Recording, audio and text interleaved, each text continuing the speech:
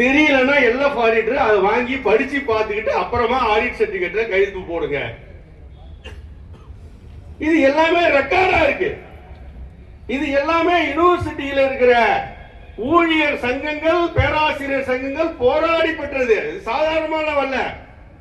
1989ஆம் ஆண்டு நான் அப்பொழுதுதான் பார்த்திருக்கின்றோம், மிகப்பெரிய போராட்டம் நடக்கும். இங்க பூமா கோயில்ல போராட்டம் துவங்கி காந்தி சிலை வரைக்கும் பேரணி போகும், இது வரைக்கும் லைன் போயிட்டே இருக்கும். அவ்வளவு பெரிய போராட்டங்களை எல்லாம் இந்த பல்கலைக்கழகம் சந்தித்திருக்கிறது. அந்த செக்ரட்டரி சொல்றாரு, இதுக்கு முன்னாடி ஒரு அம்மா இருந்தது, அந்த அம்மா சொன்ன கருத்தை நான் உங்ககிட்ட சொல்லிக்கிறேன். எத்தனை நாளைக்கு போராடுவோம்பா, இதுதான் உங்களுக்கு ஆணித்தர பாருங்க, இப்ப சொல்றதுதான் உங்களுக்கு சரியான ஆணித்தரமான கருத்து. எத்தனை நாளைக்கு போராடுவான், போராடிக்கிட்டே இருப்பான். 10 நாள் போராடுவான், 1 மாசம் போராடுவான், 1 மாசம் கழிச்சு சம்பளத்தை நிறுத்திடுவா, ஒருத்தனா பேக் அடிப்பான். போராட்டம் செயலிழந்து விடும். இதுதான் செக்ரட்டரியோட கருத்து. அந்த அவர்களுடைய எண்ண போக்கை நாம் தோற்கடிக்க வேண்டும் என்று சொன்னால் சாகும் வரை இங்கே கிடந்து சாக வேண்டுமே தவிர நாம் ஒரு நாளும் பின்வாங்க கூடாது என்பதை நாம் நினைவில் கொள்ள வேண்டும். நான் இந்த அரசாங்கத்திற்கு ஒரு இறுதியான ஒரு எச்சரிக்கையை சொல்லிக் கொள்கிறேன். நான் ஒரு போராட்டம் வைத்திருக்கிறேன். என்ன போராட்டம் என்று சொன்னால், இந்த சாஸ்திரி அரங்கத்தின் முன்பாக தற்கொலை செய்து கொள்ளுகின்ற போராட்டம். இதுதான் கடைசி போராட்டம். யாரும் வரலன்னா நான் ஒன்றையாவது ஒரு பெரிய சேனலை கட்டிட்டு இங்க கைத்த போட்டு தொங்கிடுவேன். இதை யாரும் மறுக்க முடியாது.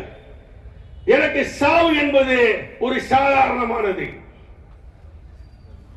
என்னை முன்கூட்டி எல்லாம் கைது பண்ண முடியாது. நான் பல போராட்டங்களை சந்தித்தவன். முன்கூட்டி கைது பண்ணணும், அதுக்கு என்ன பண்ணணும் எனக்கு தெரியும். எப்ப தூக்கு போட்டு தூங்குவோன்னு சொல்றோம்னா அத்தனை மணிக்கு சாஸ்திரிகால் முன்னாடி வந்து நிற்பேன். எந்த போலீஸும் என்ன பிடிக்க முடியாது. அதனால இந்த அரசாங்கத்திற்கு இறுதியான ஒரு எச்சரிக்கையை சொல்லுகின்றேன்.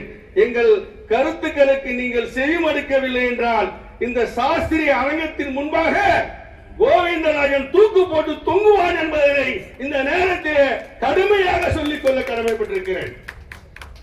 இந்த எல்எஃப் ஆடிட்ல ஒரு கேள்வி கேட்டாங்க, இன்னும் எத்தனை கோடி சிபிஎஸ் பணம் வருகிறோம். இப்ப நான் ஏ செக்ஷன் போய் 3 வருஷம் ஆகுது. அதுக்கு முன்னாடி கிடந்த பெண்டிங்க பூரா தூசு தொடச்சி 1400 கோடி ரூபாய் அரசாங்கம் யூனிவர்சிட்டி கான்ட்ரிபியூஷனாக கொடுக்க வேண்டிய கடன் தொகை இருக்கிறது. 1 ரூபாய் 2 ரூபாய் 1400 கோடி. இதை கொடுத்த உடனே எல்எஃப் ஆடிட் மயக்கம் போடுற அளவு ஆயிட்டாரு. ஒரு ஸ்பெஷல் ஆடிட் ரிப்போர்ட் வந்துச்சு. சிபிஎஸ் லைபிலிட்டி எவ்வளவு சார்?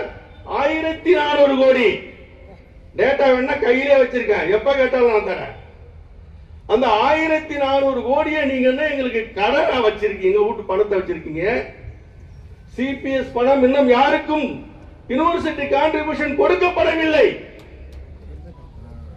இந்த ஒரு 10% தொகை மட்டும் வருகிறது, அதுவும் இன்வெஸ்ட்மெண்ட் பண்ணப்படுகிறது. நீங்கள் உங்களுடைய பங்களிப்புகளை இன்வெஸ்ட்மெண்ட் பண்ணிட்டே தான் இருக்கும். உங்களுடைய பணம் எங்கும் காணாமல் போகவில்லை.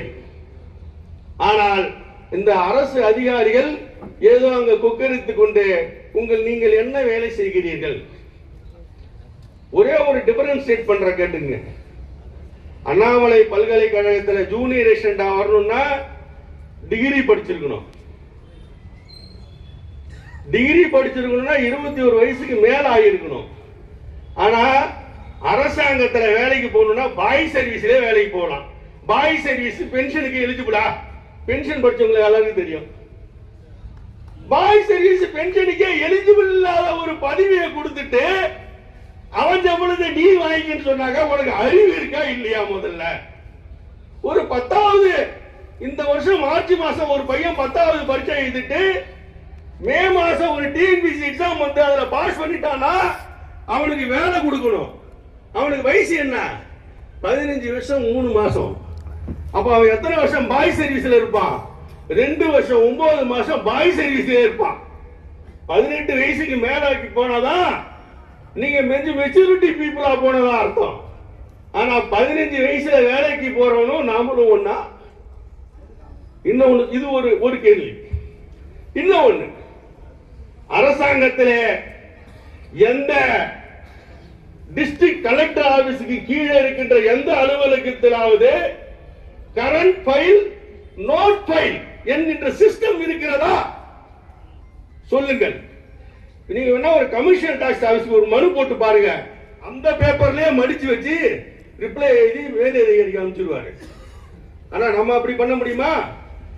யாராவது ஒரு அப்ளிகேஷன் வேணும், ஒரு கிரீவன்ஸ் அப்ளிகேஷன் கொடுக்குறீங்கன்னு வச்சுங்க, உடனே நாம என்ன பண்ண முடியாதுன்னா உடனே அதை மடிச்சு வச்சு எழுதி மேலதிகாரிக்கு அனுப்ப முடியாது. அதற்கு ஒரு நோட் ஃபைல் போட வேண்டும். அதுக்கு அந்த கரண்ட் ஃபைல் சிஸ்டத்தை ஃபாலோ பண்ண வேண்டும். இந்த சிஸ்டம் உங்க 10வது படிச்ச பையன் ஃபாலோ பண்றானா? சொல்லுங்க. எந்த அரசு அதிகாரியாவது இதற்கெல்லாம் பதில் சொல்ல முடியும்னா ஏன் முன்னாடி வந்து சொல்லு. அதையெல்லாம் விட்டுட்டு உங்களுக்கு நாங்க ஈக்குவலான சம்பளத்தை கொடுக்கல. அண்ணாமலை செட்டியார் எங்களுக்காகவே இந்த பல்கலைக்கழகத்தை திறந்து வச்சிருக்காரு. அப்ப 5 ரூபாய்க்கு என்ன மாதிரி வேலை பார்த்த ஊழியர்களுடைய பிள்ளைகள் தான் இருக்கிறார்கள்.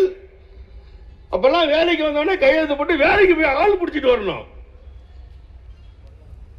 அப்படி இருந்த வளர்த்த பல்கலைக்கழகத்தை நீங்கள் ஏதோ கூறு போட்டுக் கொண்டு இந்த பல்கலைக்கழகத்தை ஒழித்து விட வேண்டும் என்று நினைத்தால் அது ஒரு காலம் முடியாது என்பதை இந்த நேரத்திலே சேர்த்துக் கொள்கிறேன். இன்னும் நிறைய டிஃபரன்ஷியேட் பண்ண வேண்டியிருக்கு. அடுத்தது, இந்த note file, current file system ஆங்கிலத்தில் கடைபிடிப்பது அண்ணாமலை பல்கலைக்கழகத்தில் தான். எந்த கவர்மெண்ட் ஆபீஸ்ல இங்கிலீஷ்ல எழுதுறானா?